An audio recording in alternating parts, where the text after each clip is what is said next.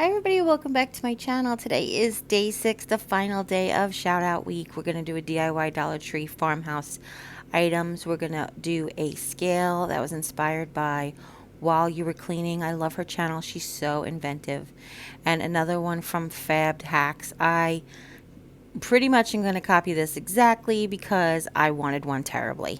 So we're going to use a margarita glass as well as one of these picture stands. We are going to use a little bit of the fix-all adhesive as well as some hot glue. We're going to use Gorilla Hot Glue. Now I want to tell you, she created this really adorable Ray Dunn looking plate that she had on here that said good morning. But if you know anything about me, I am gaga for pedestals. I have pedestal cakes, stands, and plates, and all these things. I love them. And as soon as I saw this, I was like, I have absolutely got to make one of these. Now, I didn't mention paint because, again, that's up to you. You could actually leave this clear, except it would look like a margarita glass with a plastic thing hanging on it. But I opted to paint it this charcoal color that I was gifted. So basically what you're going to do is I've taken a little alcohol swab after I peeled off the sticker and I cleaned the area. I put the cake stand on there. Now the cake stand fits perfectly on this. If you squeeze it closed, you'll see that it kind of just hugs it. So what I did then was I took a Sharpie marker and I marked both sides of the cake stand where it comes across basically the bottom of the margarita glass, and that's where I knew I needed to lay my glue down. I did 3 dots of the fix-all adhesive, and in between those I did dots of Gorilla Hot Glue just to have it be ready right away. And then I just gave it one good coat of this paint. It's really good. I believe it's Rust-Oleum chalked in charcoal. I think I said that already, but it is just fabulous. One coat coverage, excuse me. Because the stand itself was black, I went ahead and painted a coat on it as well, just to it blended in with the plate. And then I just put my favorite piece of art on it. This is how it looks with nothing on it, and here's how it looks displayed on the shelf. It really adds a little height to that corner, which I was really happy about. For the next project, we're going to make a scale. We're going to use the famous candlestick, one of the shovels, 2 of these dog dishes, 1 ruler from a pack, 1 bowl from these packs. This is like that fancy plastic bowls. We're going to use some spray paint and some jute cord. And now we're actually going to need a drill bit as well, and hot glue with Gorilla Hot Glue sticks. So I really did love this. Unfortunately, I watched all her videos and I was unable to find out what her name is, other than she just says While You Were Cleaning. I love that title, by the way. She created this scale. Of course, we're just going to put our spin on it. But what I did was I took this plastic bowl. It was going to be a different project. But then I was like, oh, that would make a great base for this. Basically, all I did was took Gorilla Hot Glue and I glued the bottom of the candlestick to the underside of the bowl. And then I set it off to the side. I actually took the alcohol swab and cleaned out the little hole where we're going to glue. And now I'm taking the handle off of the shovel. These plastic shovels aren't always easy to get, but when she used a plunger and then she used a separate screw. This actually comes with a little tiny screw that works perfectly. And this scale is actually functioning. I mean, it won't tell you the weights and measures, but I bet you could.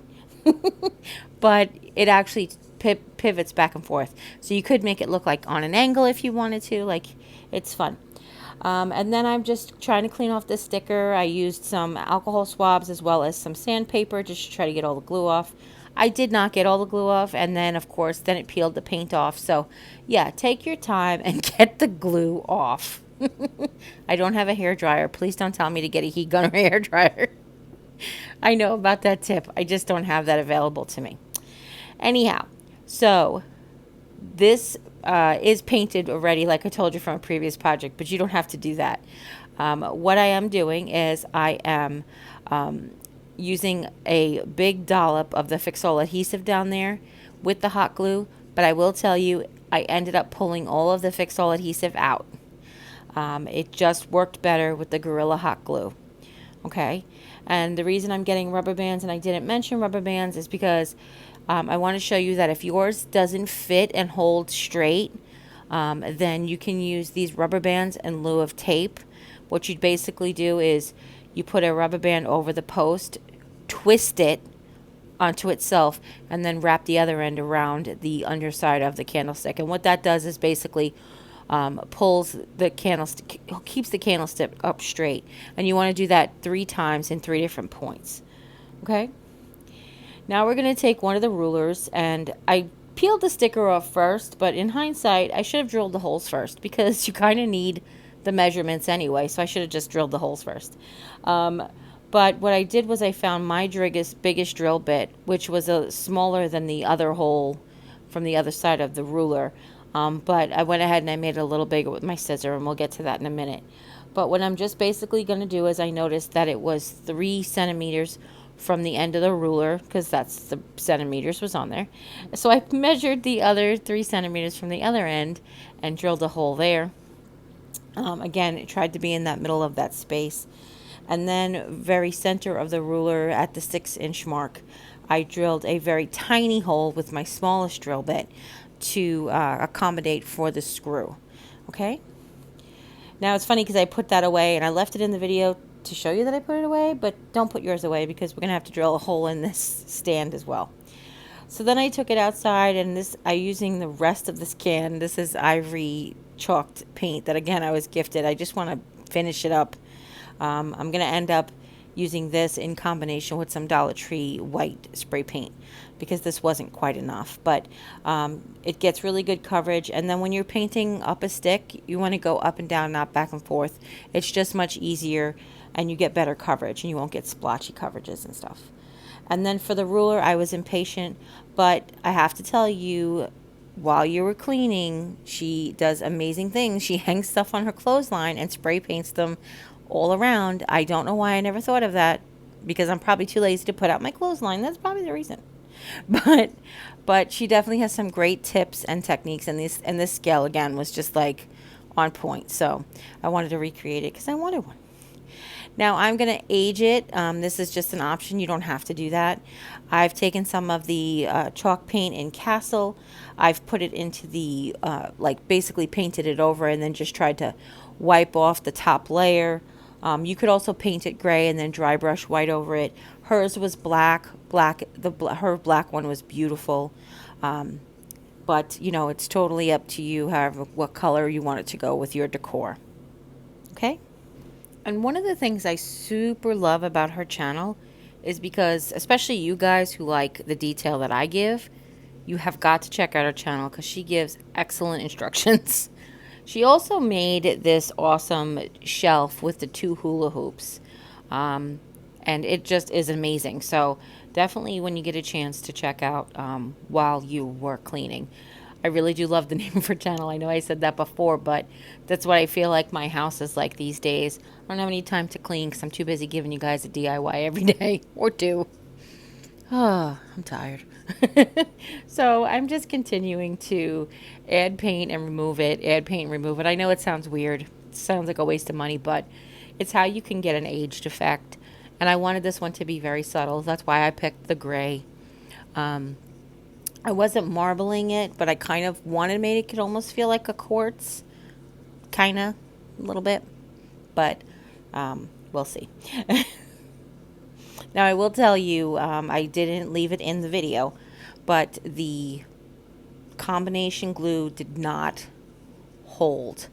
I don't know if the Gorilla Glue Stick affected the Fix-All adhesive or like negatively. I'm not really sure. Did it just take too long to dry because it's down in that area? I'm not really sure about that either. All I know is that I ended up peeling out all the Fix-All adhesive and just replacing it with Gorilla Hot Glue. You guys know I love that stuff anyway, and it holds like a gorilla. But yeah, if you have a favorite glue you like to use, I would recommend it.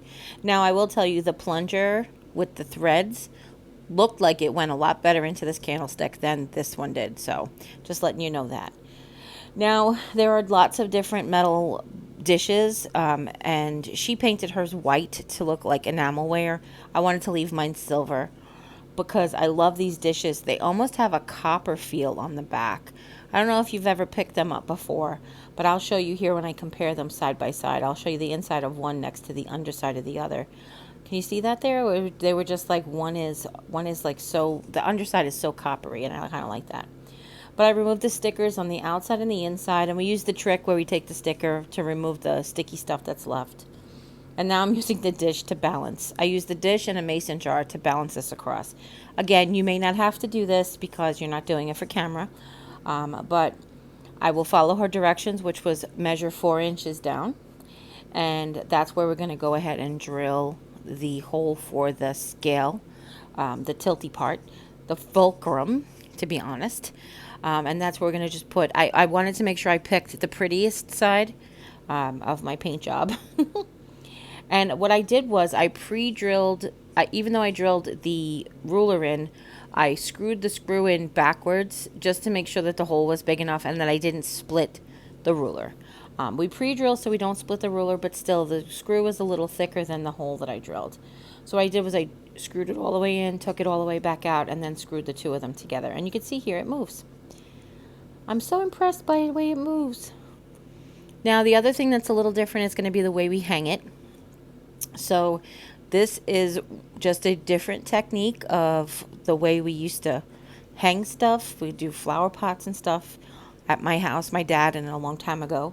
But basically what I'm doing is I'm taking a piece of jute that is 2/3 the way around the dish. And it doesn't have to be exact, but you have to be pretty close to being 2/3. And I'm going to put a loop on each end.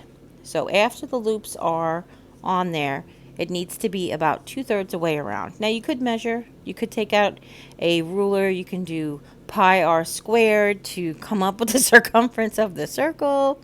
I didn't do that. I just basically put a loop on one end, stretched it across just under the lip, and then put a little loop on the other end. Then I cut a way too long big piece of string. But you need the string to be 3 times the length of how long you want your pot to hang, plus about 6 or 8 inches. I just went crazy.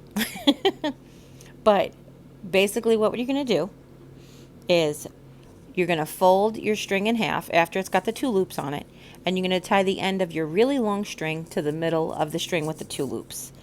Then you're going to put your big string that you made, the other end, and you're going to put it through the ruler, through the first loop, through the second loop, back up through the ruler, and then tie it to the back. And then what that's going to give you is a triangular way to hold this bowl.